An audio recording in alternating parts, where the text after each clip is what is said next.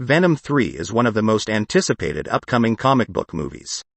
There is a huge plot leak going viral on Reddit and across various social media platforms, which apparently comes from an early draft of the script revealed by one of the officials working with the production team of the movie. And interestingly, the plot leak is very similar to what is reported by some of my personal sources. So I personally feel that even if the whole plot may not turn out to be true, at least 50 to 60% will definitely be similar to the actual script. Okay, without wasting any more time, I'm going to go straight into the details. So, here we go. The movie starts with Eddie and Venom returning to their own timeline after the events of Spider-Man No Way Home. They're still very drunk and decide that they have to find Spider-Man. Then we get to see the big reveal. We get our first glimpse of Spider-Man within the Venomverse. And it is none other than Andrew Garfield's Spider-Man. But there is a twist which you will get to know in a while. We see Peter Parker shifting into a new apartment in an alley in New York City after returning from the MCU. He's immediately confronted with some goons who were trying to attack an innocent civilian. Spider-Man defeats them easily and the victim runs off screaming for help. Spidey follows him, and as he exits the alley swinging around the city, he notices something. This isn't his city. And it's clear because the public present at the area reacted as if they had seen an alien. He realizes that he ended up in a whole new universe altogether.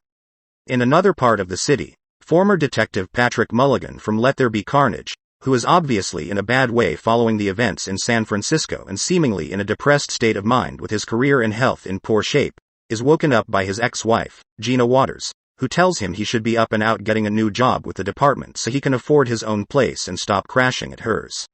We're then introduced to their 17-year-old son, Bren, who's a good kid but has issues with his dysfunctional family, especially with his father. As Pat is having breakfast, his son Bren shows him an Instagram video. The video shows a footage of Spider-Man swinging across New York City. Bren is instantly fascinated by this new and strange-looking creature. However, his father Pat, after the events of the last Venom movie, developed a hatred for masked vigilantes.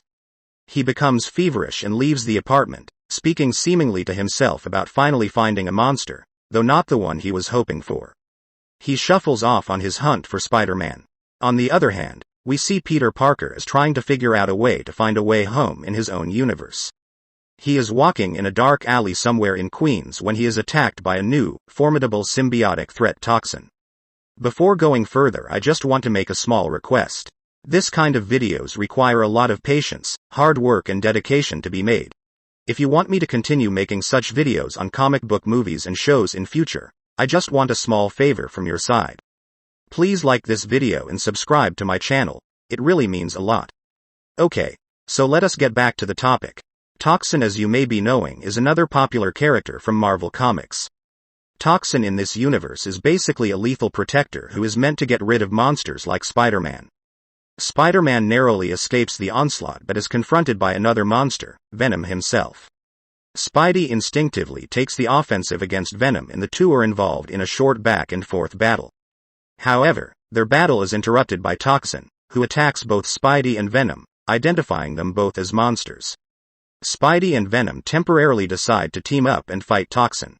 However, Toxin is too powerful for them. The duo retreat underground into an abandoned subway tunnel where they explain each other's stories and come to terms with each other. Venom recognizes Toxin as Carnage's spawn but also as the 1000th generation of his symbiotic lineage, which means Toxin is not only way more powerful than his predecessors owing to the cumulative knowledge passed down by the hive mind, but is far more intelligent as well. Venom senses that Toxin is at a critical stage of his development and that he and Spidey need to subdue and weaken him in order to have a chance to defeat him. Also, Eddie recalls during their fight with Toxin a brief glimpse at the host and realizes that it is Detective Pat Mulligan underneath Toxin. Eddie resolves to find out where he's residing using his investigative journalism skills as Peter gathers supplies to build weapons to fight Toxin. Meanwhile, Pat returns to his ex's apartment completely schizophrenic and unhinged as Toxin speaks to him inside his head, making him feel guilty and regretful for being weak in his fight against Spidey and Venom. Pat is suddenly struck by his morals as a law officer and realizes what he and Toxin did. We see a battle between Toxin, the symbiote, and Pat similar to Eddie and Venom's fight in Let There Be Carnage. As they fight in the apartment, Pat's son Bren returns from school. Toxin jumps to Bren and makes him as his host and takes off to hunt down Venom and Spidey to finish the job, leaving Pat behind weakened and distraught for allowing a monster to take his son. Venom and Spidey show up at the apartment ready to fight Toxin only to find Pat alone. Pat informs them of what Toxin did and asks them to help get his son back. Venom and Spidey follow a social media lead about Toxin's whereabouts and Pat chases after them. In the final battle, Pat gets caught in the crossfire and becomes gravely wounded, eliciting a reaction from Bren that disrupts Toxin's rage. This gives Spidey and Venom their opportunity and they defeat him.